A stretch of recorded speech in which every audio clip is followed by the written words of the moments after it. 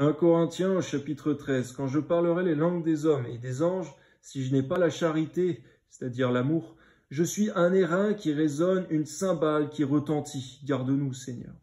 Et quand j'aurai le don de prophétie, la science de tous les mystères et toute la connaissance, quand j'aurai même toute la foi jusqu'à transporter des montagnes, si je n'ai pas la charité, je ne suis rien. Oui, garde-nous de faire quoi que ce soit pour nous servir nous-mêmes, mais pour servir le plus grand nombre. Amen.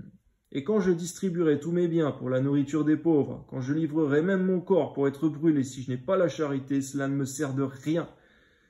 Donne-nous de manifester aussi la définition de la charité, ce qui va suivre, Seigneur. Et également, Seigneur mon Dieu, que si nous te servons ou servons les autres, ce ne soit pas seulement pour les récompenses célestes, mais par amour pour notre prochain. Amen.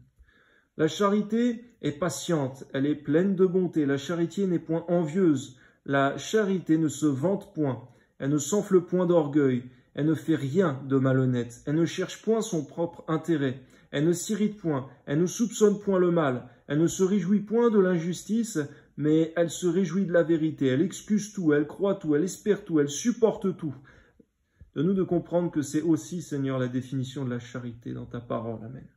La charité ne périt jamais. Les prophéties prendront fin. Les langues cesseront. La connaissance disparaîtra. Donne-nous comprendre que lorsque ces choses disparaîtront, c'est au royaume des cieux. Point avant. Amen. Car nous connaissons en partie et nous prophétisons en partie. Mais quand ce qui est parfait sera venu, ce qui est partiel disparaîtra. Lorsque j'étais enfant, je parlais comme un enfant, je pensais comme un enfant, je raisonnais comme un enfant. Lorsque je suis devenu homme, j'ai fait disparaître ce qui était de l'enfant. Aujourd'hui, nous voyons au moyen d'un miroir, d'une manière obscure, mais alors nous verrons face à face. Aujourd'hui, je connais en partie, mais alors je connais comme j'ai été connu. Je connaîtrai, comme j'ai été connu.